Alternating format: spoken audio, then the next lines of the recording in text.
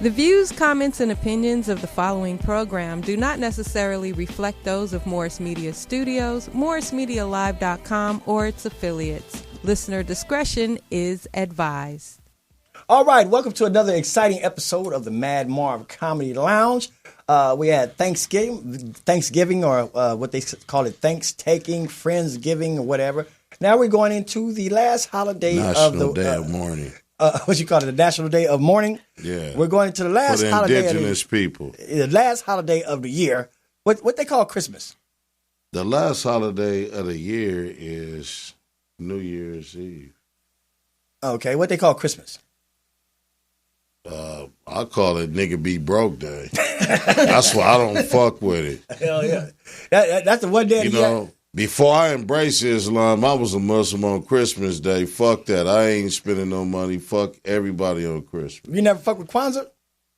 Man, fuck all of that shit, man. That shit is watered down too, man. Hey, Kwanzaa is first fruits of the harvest, right? No, that's bullshit. Motherfucker got mad at me because I gave him an apple. Well, good for him. Yeah.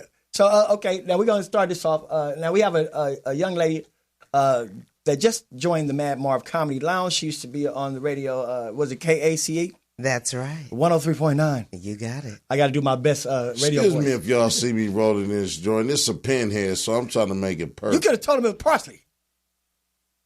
People don't smoke parsley. He snitched on himself.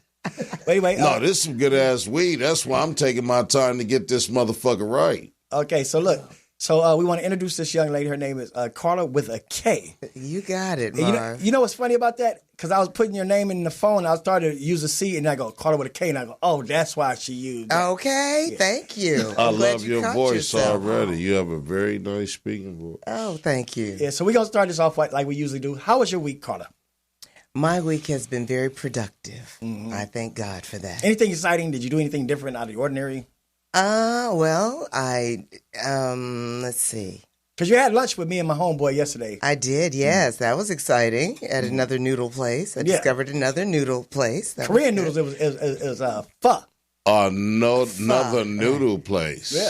Yes, because I do Taiwanese noodles in addition to Korean. Strudel my noodle. Remember them niggas used to say that? Strudel my noodle. You know what that meant, right? I know I didn't want to give nobody the wet noodle. We don't do wet noodles. Yeah, strudel my noodle. Yeah, strudeling or skadoodling. I guess it depends on what we're talking about. And if we talking to swingers, then we got oodles of noodles. You know? Yeah. So how was your experience at the Korean noodle place? Oh, it was great. I normally go to Pine and Crane. I don't want to, I know we're not doing advertising yet, right? But that's Taiwan food, and they do noodles called Dan Dan noodles. And that's really good. But what you Pho is introduced me Vietnamese. to- Pho. Pho. He called it pho. Pho. In Long Beach, How they do got they spell it? F. PHO. Yeah, PHO, but it's apostrophe over the O, so it's pho. Pho. In Long Right. Beach, they got a place called 1, 2, 3, 4. Pho. Yeah. With a PH. Yeah. 1, 2, 3, 4. That's a proper pronunciation. Some people, they get kind of, not Bougie. Hollywood and shit like that. Do you have any Grey Poupon? Motherfucker, do you have any mustard? You know what I'm saying? So, they got a fancy way of saying it, but it's fuck. Yeah. Fuck life. Yeah, pho. I stay around a lot of these people. Well, you know they're what the my Vietnamese neighbors. say So when they say their name, the English version of Viet, and Akami told me this, the English version of Viet is Charlie, Really? and the English version of Nam is Charlie. Really? So any Vietnamese name is Charlie. So it that doesn't really matter. It's Charlie. so that soup is strictly for Charlie. It's Pho Charlie. Now we know. Now we know who it's for. It's Pho. Yeah. Pho Charlie. or like the essay say, Charlie Holmes. Charlie. Holmes. So look here. Okay, so that was good. Now we got another guest on the show. One of my favorite comedians. I've known him a long time. D. Militant, also known as Daryl Littleton. How was your week? And welcome to the Madd Marv Comedy Lounge. Thank you, Madd Marv, for having me at the Comedy Lounge. I was here before, and me and Faarooq got in a bagging session. Yeah. We're not going to do that this time because I respect your comedy now, and I didn't know you before. And you're sitting real close to the motherfucker. Well, that is true. He was sitting on the other side He before. I didn't see how realize big I am, how large he was. Yeah. Now, this is what Faarooq is holding up is what I did with my week. Let me see that, Carla. Thank you very much. Sure. Your book? This book took 5 years to make this book. Really? Wow. 500 pages, about 100 pages a year. What is the name of it? It is called This Day in Comedy, the Ethnic Encyclopedia of Laughter. And it is the very first comedy encyclopedia that's inclusive. Red Fox did a comedy encyclopedia, I believe it was 1977, but it was the encyclopedia of black humor. So it's just about black people. Now, this is not your first book, is it? No, this is number 8. Oh, really? You damn it. Well, I know you had the first. Was that the first one? The comedy going on black comedy. The first one had to come out before 7 and Yeah, the one. No. What was it? The one that I helped. Black comedians on black comedy. Yeah, right. Some people actually have some of the other ones too, though. So I didn't know which one you were talking about. Yeah, that's the one I'm talking about. Because I have a book called How to Be Funny, which is selling like hotcakes over in England. Oh, y'all don't believe me over here, but the English are like pip pip cheerio. The bloke knows what he's talking about. How to Be Funny. Been eating it up. Yeah, How to Be Funny. But this is This Day in Comedy, and it is the first. It's got African American, black. It's got Asian. It's got Latino, Middle Eastern. Now it's Marvin here. Caucasian, all the way in the back. Yeah, Marv was in the history of comedy. Is he in here? I said all the way on the back. So you're so busy having your own internal conversation, you wasn't listening to what I was saying. Okay, we're going to know this. All the way in the back. So the dates are birth dates, right? The dates are birth dates. You get birth dates in here. You get, I'll let you, because I know what's in there. You get sitcoms when they first came on and the whole story and backstory on those. You get movies when they first hit and the backstory now, on let me that, ask like you a Friday question. Or anything else. Let me ask you a question, Sure. D. Because, comedy, when a comedian first starts getting into comedy, he really don't know where it's going to take him. His focus is really on how can I write a joke that's going to get my first laugh. And the journey is so amazing. You wasn't lying, man. You all the way in the motherfucker. At the back, nigga. All the way. You don't know where. You see all the names in the back. But it's not just people, because you do Bowfinger here. Right, I said I do movies, we did sitcoms. We have a date when Richard Pryor got burned. And there's some amazing stories in there. For instance, that Tommy Davidson, at 18 months, his mother put him in a dumpster and left him for dead. And he was discovered in that dumpster by a white woman and raised by a white family. And Living Color? In Living Color, Tommy Davidson. Yeah, there's some real crazy stuff in there, like Cristela Alonzo, who had that show on ABC, Cristela. Her and her family was so poor, they grew up in a diner. And she slept with her mother in the same bed until she was 18 years old. One nigga's trash is a white family's treasure. You can look at it that way. In the case of Tommy Davis. Well, now you could look at it that way. He's a funny motherfucker, man. I mean, I never knew that about that brother, but there's so much for stuff his in there, parents to throw, or his mother to put him in a trash can, and for a white family to find him and adopt him and raise him. So he was the first, Gary Coleman, Different Strokes. Pretty much. Yeah, but he shared his talent with everybody, man. That is a very because he could be a very thing. Bitter son of a bitch, right? Yeah, but now. He wasn't that. He brought the world laughter. He's a big man. So that brings me back to the first question I was asking. When you first start doing comedy, you never know where it's going to take you, where it's going to lead you. Now, I see that now you said this is your 8th book. Now. Yeah, it is the 8th. Now, how do you feel about the accomplishments as far as being an author in comparison to being a comedian as you first started out and that was your first endeavor?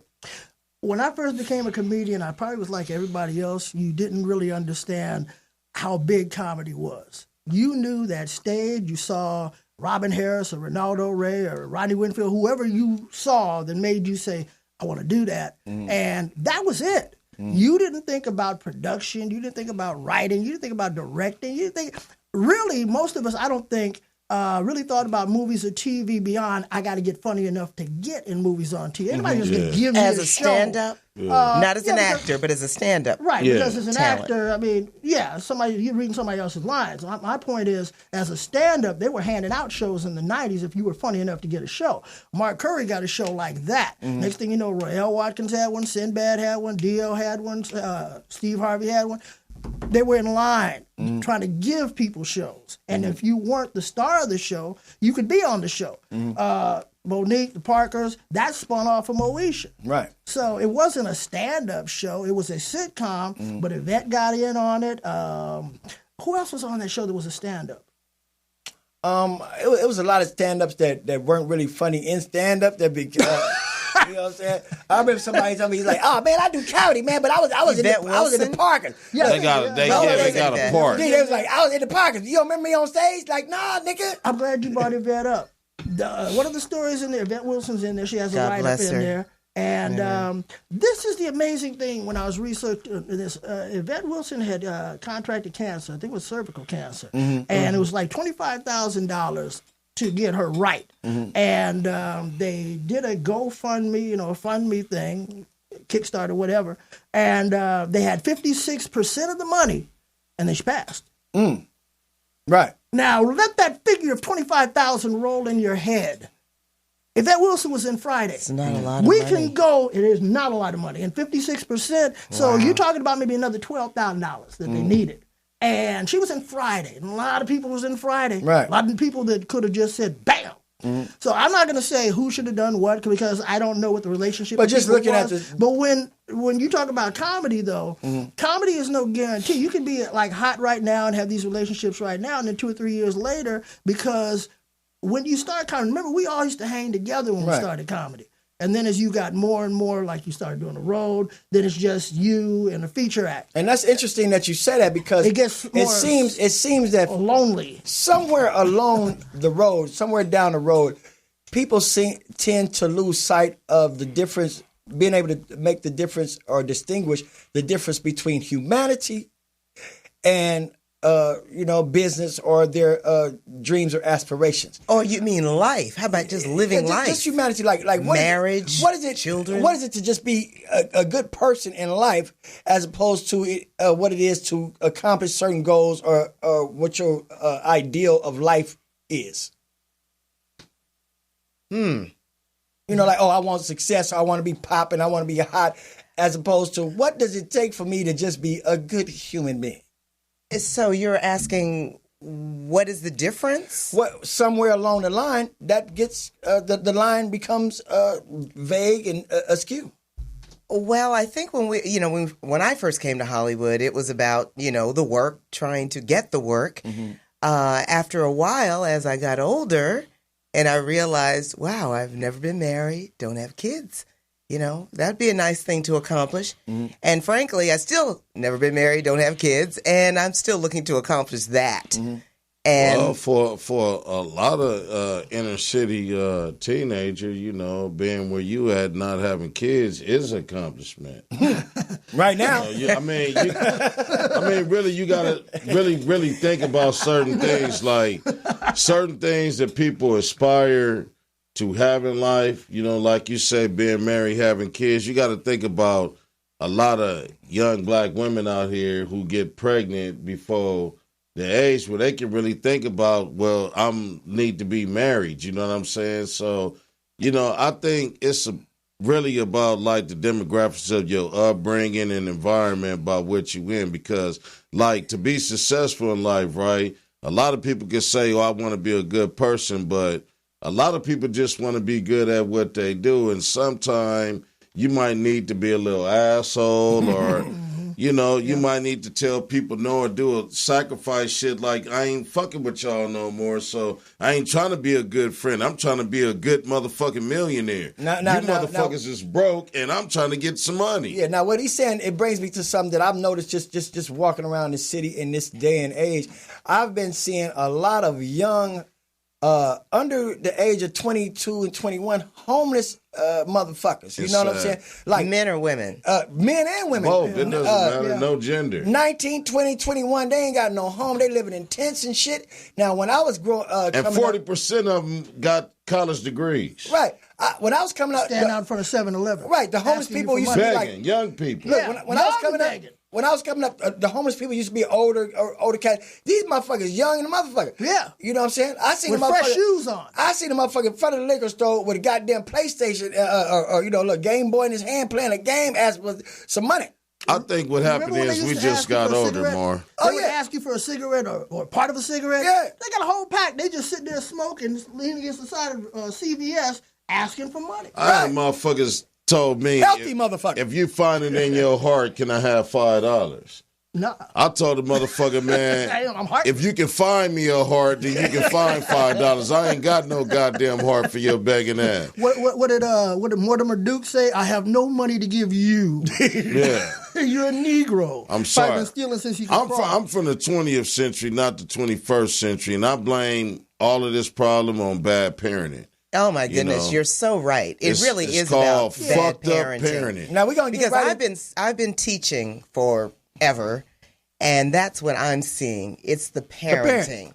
You know, now these kids are stressed out, and everybody's traumatized. So we all have issues, and we have to heal from the issues. But these kids are coming up with, I mean, I really think there is mental All of illness us need going on. government check because see, all of us suffer from postpartum slavery syndrome, and no matter how you came up, good parents, household, all of that shit, everybody black in America suffer from some sense of dysfunction, and we don't examine that like other people do. I talked to a sister today. She worked in the mental health field, and she was saying how it's sad that there's not a lot of black people in that field, and most people, when black people do decide, well, you know what, I'm fucked up, I'm crazy, I need some help, to where these people have a systemic report to where they judge us on, well, black people do this or whatever. So you're dealing with white people that already has a certain outlook on you that can't assess your mental problem because they just look at, well, you a nigga and this is normal for niggas to do this. For your people. But look, we've all been traumatized, and there's white folks too. I know They've that, been but they get the help they need. Not always, because they're drug addicts too. And that's where the meth is and the opioid poor white use. trash. But they got not just poor white Well, trash. no, I'm saying as far as the help. They got a Betty Ford Center though. Well, The maybe. affluent and They the have a elite Betty will get Ford help. Center. Now look And here. Sigmund Well, Freud. look, but who's killed themselves that we know who is popular, rich? They've killed themselves. It's not all. Who is it? The guy who played the Joker. Oh yeah, you talking Heath about Ledger. Yeah, you talking about Heath Excuse me. Ledger, Right. Kurt Cobain. Yeah, Robin Williams. Even your Phyllis boy- Hyman committed suicide. Even your boy Yeah. that played Kill Bill, you know what I'm saying? Donnie Hathaway committed suicide. There you go. Okay. Yeah. So we're gonna get back into that. We're gonna get right into. We're gonna take a small, brief break, and we're gonna get into some I'm serious gonna shit when smoke we this come back. goddamn weed. This good weed. Is this legal? It's little. Is this Now, appropriate? when we come back, when we come back from this break, if Faarooq ain't here, we gonna know why. We'll be right back on the Madd Marv I'm Comedy gonna Live. be here. That'd My be good for eyes radio. just gonna be more tighter. Arresting us.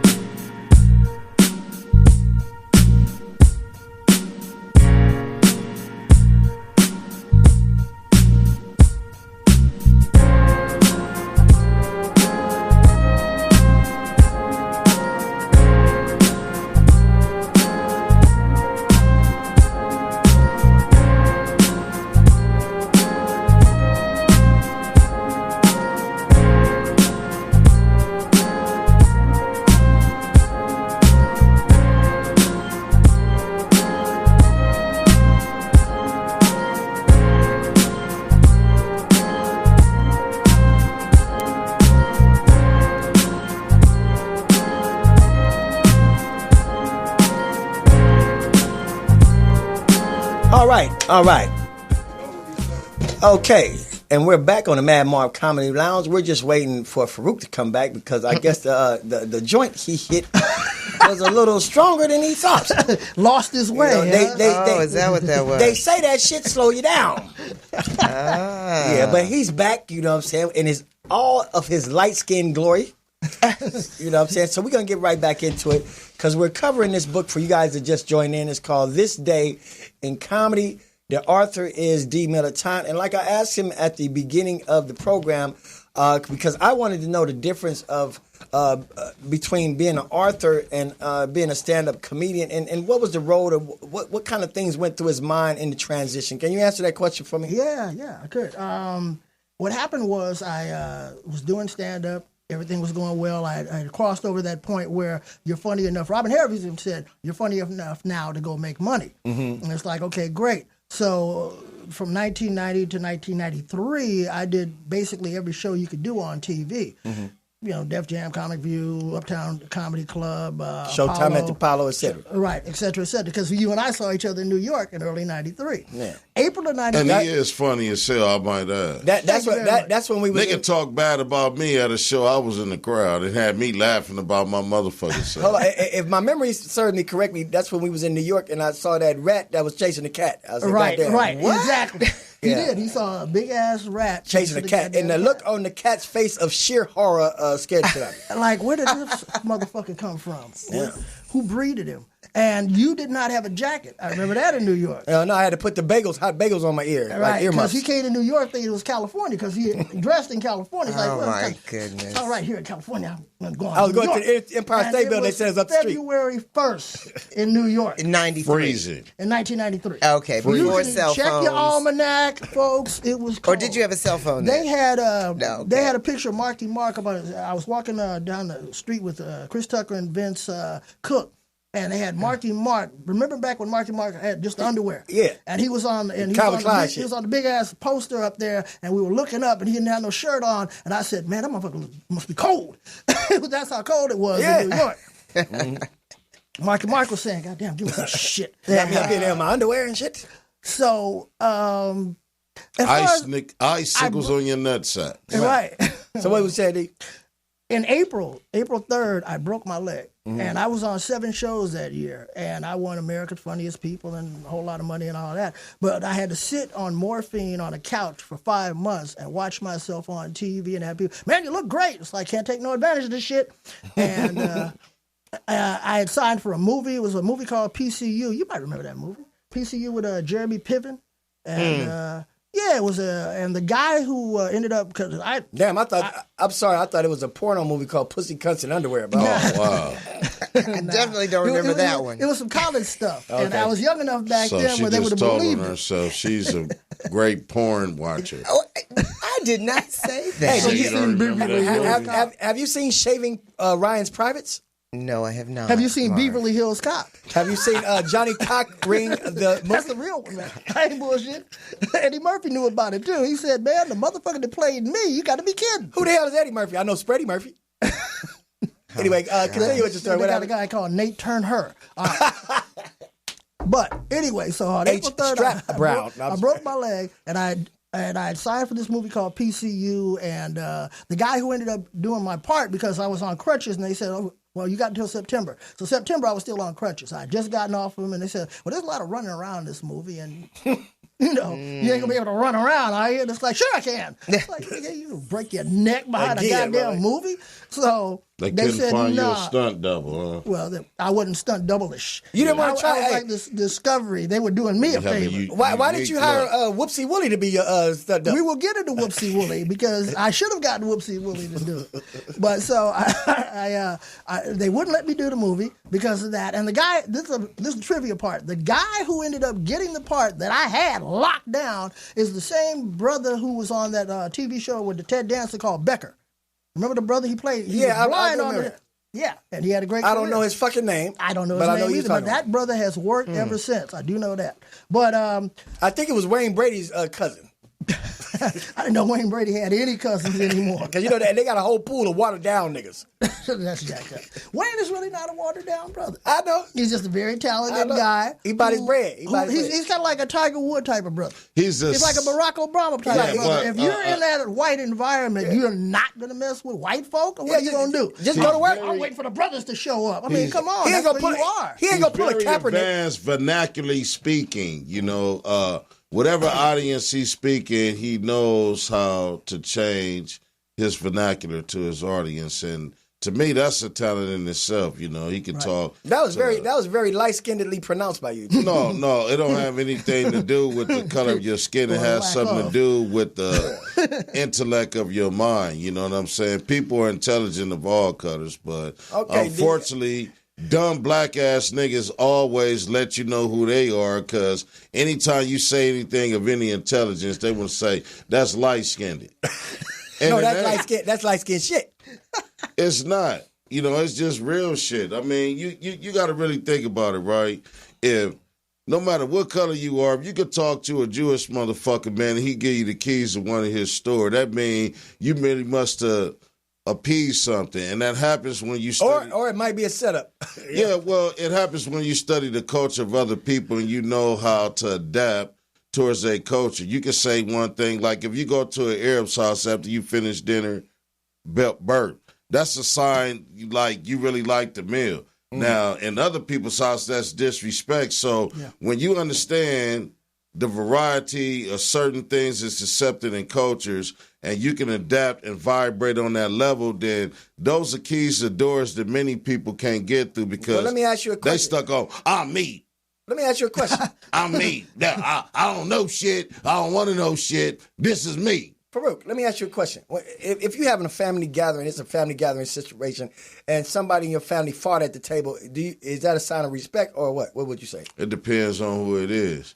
You said fart at the table? Poot, fart. Well, you know, women, gas, men fart and women poop. Then the person should say, excuse me. It depends on who it is. You know niggas don't say that. Big Mama ain't got to say shit. She ain't got to say shit. If Big Mama fought, everybody but, is that potpourri or Febreze? Shut the fuck up. Big Mama can shit on herself and ain't nobody going to say nothing. Ain't nobody finna say nothing. She can throw up at the goddamn food. Ain't nobody now, going to say if his drunk ass uncle, yo, drunk motherfucker, you done farted at the table, That's the excuse. Well, I don't like this so nasty ass macaroni and cheese anyway, so you can get up and excuse yourself. But when Big Mama fart, it's like you done hear chimes at the cathedral. You got a different Big Mama. Yeah, it's like really. Yeah, my Big Mama ain't getting that kind of treatment. Shit, my Big Mama fart. Stop inviting her if she wants. We got to call the ambulance. But look, you're talking about fitting into an environment like this environment right here. Yeah. You know, I'm a Christian. And I love the Lord, and I have a relationship with the Lord. That's what's up. And I saw some comedy that you do, and it sounded like you had, you have a relationship with the higher power. Yeah, but I'm Muslim. But it's the same. Oh, you're Muslim. Thing. Yes, ma'am. Oh, okay. And you really talk like, you know a lot of stuff. You know your history. You're very conscious. She's been studying me. You're a conscious brother, right? I said, Thank you, Faarooq. And your name, and that wasn't the name your mother gave you, is it? No, it's the name that my grandfather gave me. It's a given name. It's not on the street. Name. They call him Sweet Pea. Okay. No, they don't call me sweet nothing on the street or in jail. But you here on this show, I noticed you kind of speak. You're not angry though, right? You're not an angry black man. Not at all. No, that's my job. Oh, you're an angry black demilitant. Yeah, right. I'm a passionate person though. Okay. And Marv, what about you? Are you angry? I'm just trying to get sober. And he don't give a fuck. Okay. Mostly, if I was to say anything, if I was to define myself, I say I'm a aspiring sober alcoholic that happens to be funny and don't give a fuck about shit but itself. Oh, okay. Did I miss anything, fellas? No, not at all. So demilitant. Now you said during this, you said you wrote your book in '93. That was your first book. That was the first. No. I broke my leg. Oh yeah, let me finish that because we got to get to Whoopsie Wooly. So yeah, I broke my leg in '93, and that's how I ended up doing Comic View. I saw DL, and I was trying to get a job writing over there anyway, and I picked him up from the barbershop on my crutches and drove him home because I still had the use of my right leg, and cut the deal there. And that's how I got behind the scenes in production. They were going to fire me. For real? Yeah, because I was writing for DL, and then I wrote for Cedric, and then when some more season came up, and they said, "So is this all you do? You just write?" Well, I said, "Well, you hired me as a writer, so yeah, I think I should write while I got the title." And they said, "Well, this is BET. We need people who can do a lot more than just write." And it's like, "Well, can you produce?" And it's like, that's a non-union shop for sure. And I said, "Yeah, I can produce." See, they didn't know that I had produced my own public access show back in 1990. I had 10 shows on my own, ground-up production. I had to get the space. I had to go get the chairs. I had to get the audience. I had to get the talent. You were the talent on the show. Right. So you saw how I did that. Yeah. I hired that crew. I went in with the editor. Hey, look, in them days, we were just doing what we had to do to get some public shit access. Right. I was there, too. Say, like, if we want to do something, we had an idea. Okay, fuck talking about it. It's like, okay, well, we might need this to do it. Yeah. Or they ain't fuck it, let's do this shit. And we just do the shit. And then however it turn out, we'll tweak the little screws and fine tune. We'll learn from it by doing it. That's how the great Rudy Ray Moore did it. What was the name of your show? It was called Comedy on the Edge, and it was Jamie Foxx's first appearance on any kind of television. Dio was on it, Ronaldo was on it. You doing stand-up? They were doing stand-up? We did stand-up. We had music. Skits, all kind of shit. It started with sketches. The show would start with a cold open sketch. Buddy Lewis did a sketch for us one time. I would do D. Militant. Did he have hair? Sometimes I would have a musician. I had a bass player. Did Buddy have hair then? I think he had a little bit of hair. He had hair back then. I was still cutting him then. Because he was doing, what was it? Ghetto. It wasn't Ghetto Man. It was something. Black Man. He was doing Black Man, right? Who was a superhero, and he had the bullet head. Yeah, now because his head's shaped like a 22 slug. Well, that's why he called it Bullet Head. Yeah, and caliber. But then so you were doing that on 3/4 inch tape, right? 3/4 inch, yeah. Do you still have any of those? I saw Jamie Foxx in the year he won Ray. I saw him at the Laugh Factory, and I was talking to him about it. I said, I still got that stuff on 3/4 inch tape, right? Because I was talking to my daughter about it. My daughter, Dorena Littleton, who's a great dancer. She's a dancer without a pole. We got to give a kid a plug. Great accomplishment, hold up. You said a dancer without a pole? She's a dancer without a pole. I love it. Great My daughter's legit. She's on tour with TLC right now, so she's all the way good. She was just in Irvine when they did the Learning Channel. Rider and the Learning Channel. No, she's not with them. No, she's with the Tender Loving Care. Yeah, the singing TLC, the big concert TLC. So I did that show, and then BET was like, "Well, can you produce?" It's like, yeah. So they let the white boy. He said, "Well, this is how we produce this show. I'm going to go to lunch and put something together with the editor, and if it passes mustard, I'll let you do it. If not, you out the fucking door." Right. And it's like, okay. So he left and came back, and he looked at it. He said, "Damn, I ain't got to teach you shit." That wouldn't have been Curtis Gadsden, would it? No, it was a guy called Bob Higgins. Curtis was a VP by then. Right. And so he was just calling shots. When you went to Curtis's office, you were probably in trouble. When I came in, so I came in Curtis's office Curtis, I think it was about like 90, 95, 96. I think he got a higher position and everything. He was West Coast operations. Yeah, I thought I was getting ready to get paid. All I needed was his signature on the contract. Then something happened to me, and he was like, "No, don't let him in the building." He was like, "Oh wow!" In fact, if you keep him out the parking lot, it's good. Now, was he dealing with Marv or was he dealing with Marv? At that time, he was dealing with Marv. Yeah, he was dealing with Marv. Yeah. So he didn't like Marv was off the chain. Yeah, he didn't even meet Marv yet. Marv was off the chain. Nobody met Marv until everything went bad. Then Marv came out because Marv came out and said, "Fuck all these niggas, let's get paid." You got blackballed right after I got blackballed. Right. Yeah. No, you sit between two blackball motherfuckers. Right. I got blackballed by Missy Shore. She wanted me. Why? Well, what happened was I had been doing my act. I was funny. And so I'd already done the comedy act theater. Robin said, "It's time for you to go get paid." And, moved on. And I went overseas. I was with Doug Stanhope, and we did a whole tour over there for we did Korea and Asia, Japan and Hawaii, and then we came back. And so I said, well, let me go do the Comedy Store. Shoot. Mm-hmm. That's when they was getting ready to make you a regular at the Comedy Store. They're going to make me a regular. She auditioned me 8 weeks in a row because she was auditioning on Monday night. Football season. Ain't nobody there. 15 people there. So each Monday, so for 7 weeks, and she's like, "Well, you're funny, but there wasn't enough people. I want you to come back next week." So every week I would come back, 10 minutes of new material every goddamn week. So 70 minutes. So I asked the manager, I said, if I'm a regular, what's the most amount of time I'm going to do? He said, about 20 minutes. It's like, I gave you 70. Right. What do you want? What do you need here? I mean, he said, all right, I'll talk to her about it. So she said, one more time, and then she will probably make you a regular. And it's like, what the fuck ever. At that time, you're kind of pissed. So I go up there and I rec for the 12 or 13 people in there. She called me over to the booth, and she said, all right, I'm going to make you a regular. I like your act. I'm going to make you a star. I'm going to put all my work and effort into you. And I said, that's great. So I'm like, yes. And she said, I like Whoopsie Wooly. And I said, what? Huh? What? And she said, Whoopsie Willie! I said, what? Huh? And she said, that's what we're going to call you. Wow. So she just gave you a name? She just gave me a name. Just plucked it. And because I said, well, Whoopsie Willie? She said, nah, Whoopsie Willie. And she put flourish to it. It's like, I was supposed to buy into it. And I was like, well, I can't be Whoopsie Wooly, you know, and she didn't understand that at first. Where I did can't she get tell her that name from? I can't tell her it's cooning because she wouldn't understand what's a coon, you know. I wasn't gonna get in. I can't go all into the past of how Whoopsie Wooly sound like a brother with, you know, pancakes, you know, a pancake flipper and, you know, a woolly head. That's why I said Willie, no Wooly, so we can rub your head. So everybody after the show. I thought about a janky ass motherfucker on the box of Queen and Weed, like the nigga on the box of Queen and Weed. Might well call your ass Uncle Ben. Yeah. So what happens is, so I said, well, can we just call me Daryl Littleton? Right. And she said, all right.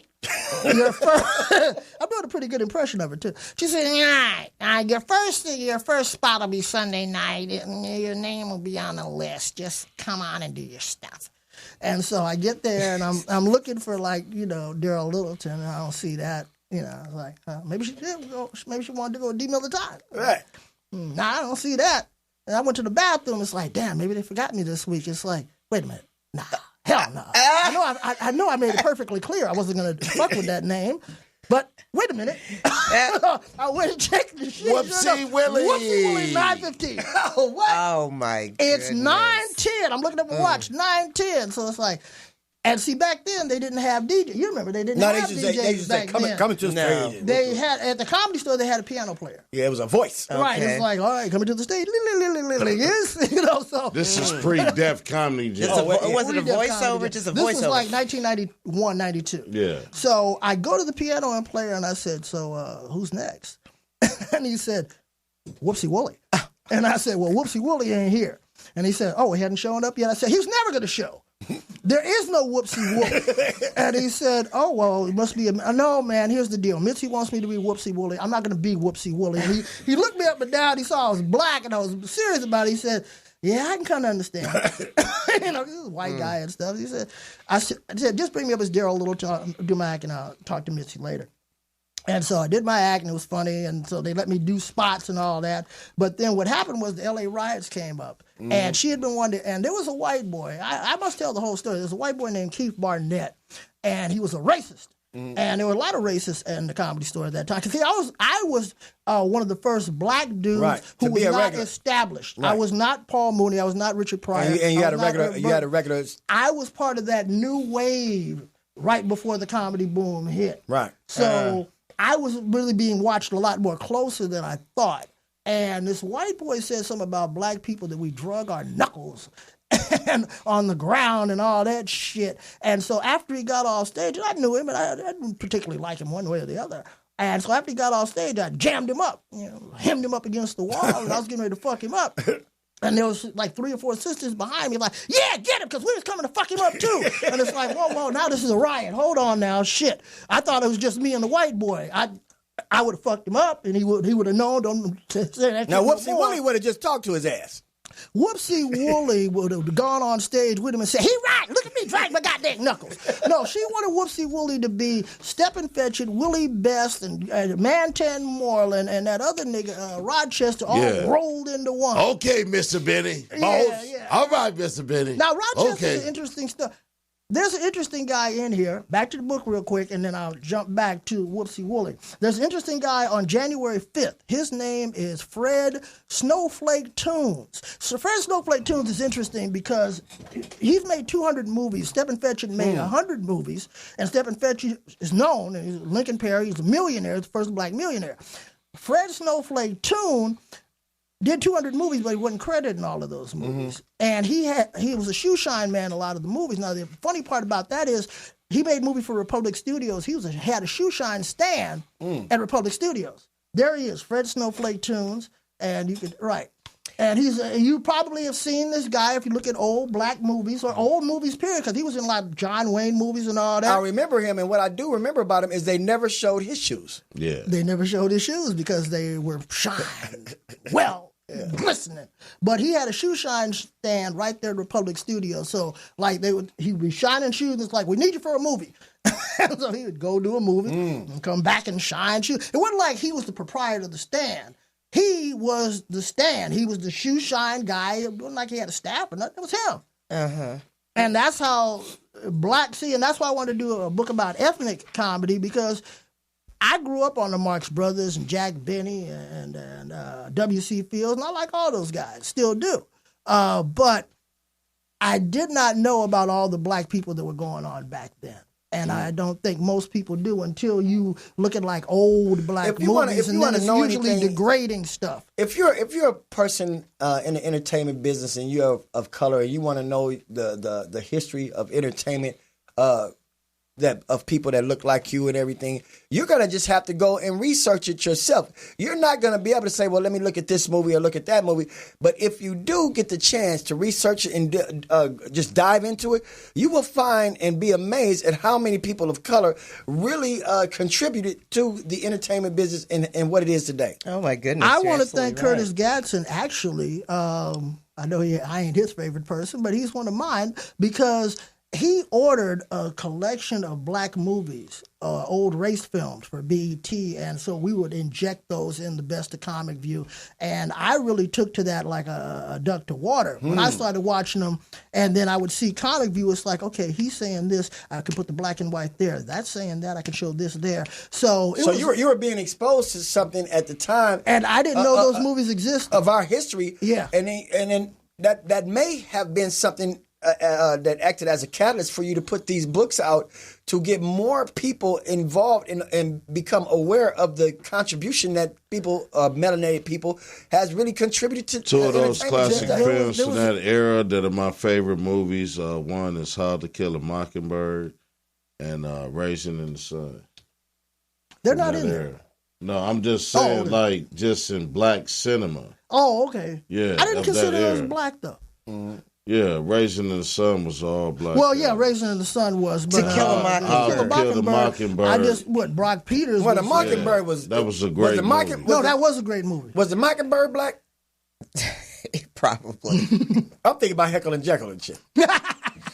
Which was one of my favorite cartoons. But I noticed how the way you have this set up, it's from January to December. Yeah. Mm-hmm. It's like a calendar. And there's a calendar coming out, as a matter of fact. When is the calendar coming out? That's interesting. The calendar, based on my schedule, is coming out in the next couple of weeks. Now, let me ask you something. So it'll be before Christmas. Let me ask you something, D. If people want more information on this and you, where can they go to find out?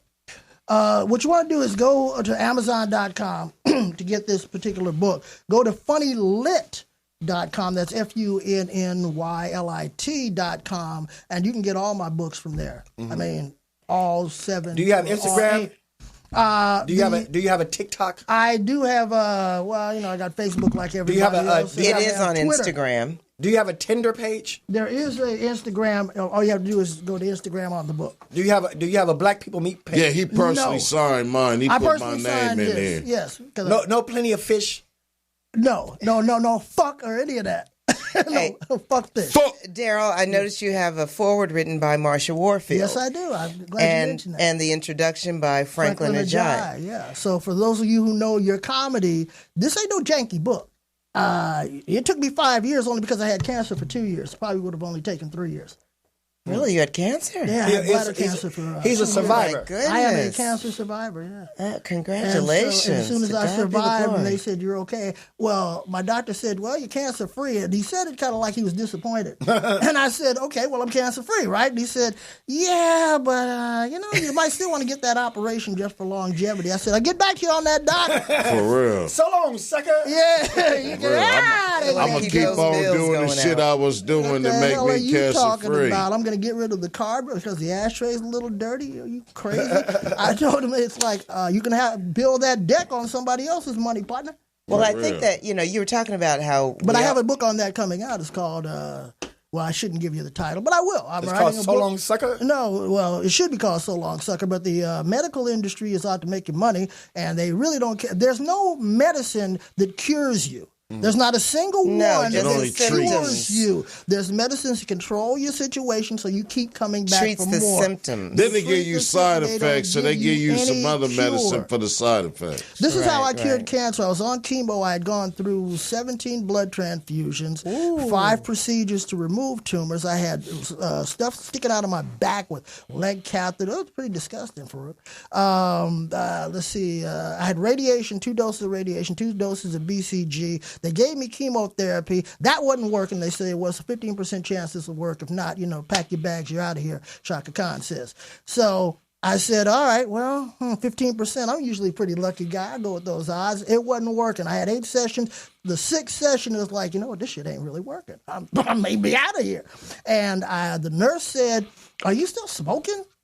I said, I don't smoke anything. No cigarettes, no cigars, no weed. She said, why'd you stop smoking weed? And I said, because in Alabama, they told me, and as soon as I said in Alabama, they told me, we both looked at each other, and it's like, oh, no wonder Alabama's illegal. And she said, a lot of our patients with chemotherapy smoke weed. I went back home, found some weed I had stashed, smoked it. 48 hours later, I went right back there. Hear and I that, was people? fine. Hear that? Wait a minute. You were fine. I was fine. They removed the leg catheters. They took those tubes out of my back. Was that indica or sativa? I'm trying to remember. I don't remember. I just remember I had some weed. It was that. And I Good had tried drops. I had actually tried that. Not before. CBD. It was the THC. It was the THC that did it. I smoked it for CBD 2 days They straight. still lying to us. Went back. That comes from him. Because That don't it's come natural. from, So think about that, people, and we'll be right back on the Madd Marv Comedy Lounge Straight right up. after this. keep smoking. Yeah. Hey.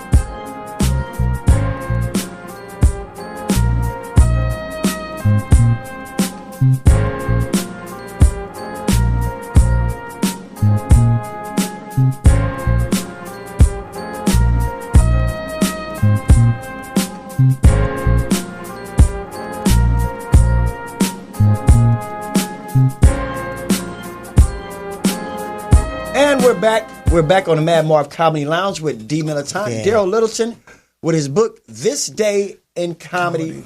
Now, we asked him where could people get a hold to him or more information. Where would that be, Daryl? You can go to Amazon.com, get the book, or go to funnylit.com, FUNNYLIT.com, and that's my site, and you can get all my stuff and information on me and everything. That would probably be the best way to go. Or if you just want to get this book and you don't care about the rest of my stuff, you just go to Amazon.com and pick it up. Or you can go to Barnes & Noble or Books A Million. It is all over the country. It is also in Germany and Australia already. Oh, das Vidanya. Don't get any Yeah, on we yet. got great reviews, and we've qualified for the NAACP Literature Award. So Literary Congrats. Award, which will be Congratulations. televised February 22nd on BET. Congrats. Now, Now we Carla, want to talk to Carla. Now, Carla, I know you had some interesting questions you wanted to address with the author right now. So go ahead. As the only woman here on this panel, You sure? I got to represent. Where a lot of women in my generation, I'm a baby boomer. Are you guys boomers? I'm a boomer. I'm part of the Pepsi generation. What about you, Faarooq? I'm Generation You're X. on the I'm edge. 50. I was born in 69. Okay, you're a little bit under the baby boomers. I like Ike. But, when we came out to L.A., we were looking for something. But did we really know what we were looking for? We were looking for our talent to be appreciated, probably, right? We wanted to express our talent. But ultimately, if we had that opportunity, like a few of us did have an opportunity with the mic in front of our face, in front of our mouth and, camera in our face. But, even if you made a lot of money, like you were talking about Yvette Wilson, she was sick, $25,000 was needed. And she ultimately passed away because she didn't have it. But she probably did have health insurance through SAG-AFTRA. I don't even know about all. I don't know about all that. But my point, what I want to bring up is that we were looking for purpose. I'm pretty sure, and hopefully we found purpose because that's the only way that you could be producing books like this. Oh, yeah. To educate, to give honor to the people who came before us. I don't Known like and unknown. history. What? Known and unknown. A lot. Known if you read and this unknown. book, there's a lot of people who contribute to the whole ambiance of the comedy game that are unseen. Meaning you don't even know these Unheard, people, quiet but Absolutely. they contribute a lot to a lot of people that you do know. That's right. So. Mantan Morton. Ain't that what So what's In this talent, as a comedian or writer, voiceover artist, actress, are you an actor too? Yeah, I've been acting a whole bunch, but it's been on the street corner. I've been acting like I was doing legitimate shit when I was doing illegitimate Are you an actor, shit. Marv? Yeah, they say that. Well, as performers, we all I've been should in a few think of movies. ourselves as talent that can, do work in a lot of different genres. It might be in front of the camera, it might be behind the mic, Well, you trying to voiceover. find out what the passion is? What I'm saying is that I we be acting came every day. out I here be acting looking. like I be cutting hair and shit every day. Oh, you're a barber too? No, I be acting like I'm a barber. Okay, are you good? Hey, my act been working pretty good so far. They pay you. Right. Hey, But the thing is that when we find a purpose for our talent, it gives it so much more meaning. And we're not just looking for the money all the time or the fame even. And now that, the internet has come about and all this social media and all that, as somebody who's been in the game for a very long time from the 20th century, everybody, I don't think a lot of us we're that anxious to be on YouTube, have our face on YouTube. And, it's valuable. We've all these You just love your craft and we've worked on We want some kind of substance. We want it to mean something. We just ain't trying to be on the Whether you got recognition or not, you love what you did, so you did it because you loved it, not because I want to be famous or any of that. You just love what you did. These internet stars are driven by the fame and the money. Well, let me say, But that's generational. I'm going to say something about that because each generation, they be trying to win. They got to do what they got to do to get what they got. Yeah. And let's say when we started, if the internet was available like that, it is for these generations now, things probably would be different. We would have took a different course. But probably. We had I more wouldn't obstacles. behind no goddamn barber chair. Yeah, but we had to go through more obstacles. Now, it's not as many obstacles. It's easier for them to do it, and they're just trying their hand, and I think that's a good thing. They have less talent and left drive. What I know about evolution is eventually something great may come out of the evolution of. There's already been some great things. I mean, look, we're here doing this podcast because cream always rises to the top. Am I right? Right. Right, and anything when it started, like blaxploitation. Did I say the crop? They were garbage. My ass was when they first what you started. meant. The cream of the crop Rap was rises to the garbage. top. But it is important to have Right now it's bullshit. to find Now unless you the check out purpose. that young cat called Jay Stalin from Oakland. Is that your the relative? shit. No, but he's my favorite rapper right now. All right, so look here. I think we had a very good show. Did you enjoy yourself on the Madd Marv Comedy Lounge? I did, brother. Thanks for having me. We welcome you, Carla, with the K. Well, thank you. I hope to come back sometime. I really love your voice. I think you have a tremendous amount of good energy. And well, I have some other things I want to say, too. Like, I like to talk about, our purpose, we can do that next Tuesday. Okay. Between the hours of 7 to 8 on the Madd Marv Comedy Lounge. And we will see you on the Madd Marv Comedy Lounge. God bless you, Marv. Thank you for having me.